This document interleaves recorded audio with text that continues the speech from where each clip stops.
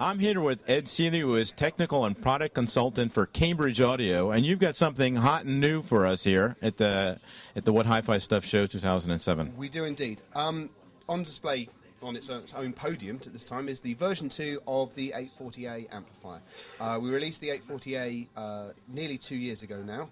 It was the first amp that we had that used the crossover displacement XD circuit to try and get around some of the limitations of Class B operation.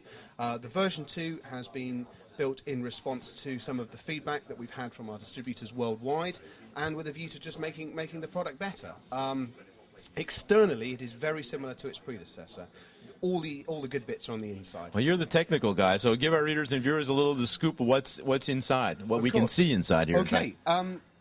Basic layout remains exactly unchanged, but at the output stage, we've learnt a number of tricks from our power amplifier, which is on display on the part of the room, which we've been able to lower the distortion, especially at higher outputs, to a very, very low level indeed. We're getting down to the sort of levels that actually pure Class A amplifiers will run at, Wow. but the advantage is that we're still able to run considerably cooler and with considerably more power at this sort of level of the market. To have a pure Class A amplifier producing 110 watts a channel, it's going to be big and it's going to be extremely hot.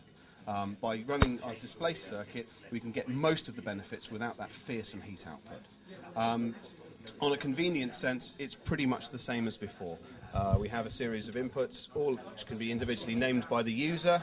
The full display on the front, volume controls either measured as dB or as a straight rising level for people who are unhappy with a volume control that goes one way as the numbers go the other. The system still uses the resistor ladder that we had in the version 1. So if I do the like, you get the clicks through as the system adjusts. We do this because the actual balance between the channels is extremely good when done this way. It makes life a great deal easier, and it means that even at very low levels there is no channel imbalance. In terms of features and inputs, 7 inputs, one of which is balanced. One of the changes we've made from the original amplifier is that the balanced input is now selected by switch rather than an internal auto sensor. It's just allowed us to get the noise floor down a little bit further as well. The A-bus functionality from the original amplifier remains, so you're still able to connect A-bus keypads from either ourselves or any other A-bus manufacturer and listen to a completely different source in another room as well. So whilst the amplifier plays CD in the main room, you can route your tuner through and listen to it and control it over the A-bus system.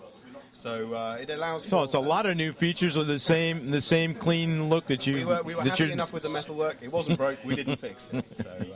Ed, it's been a pleasure. I say to our readers and viewers, we've seen a lot of other products that are new that are coming out for Cambridge Audio on the web, in video on CNL TV. Thank you very much for this opportunity. Not a problem. See you soon.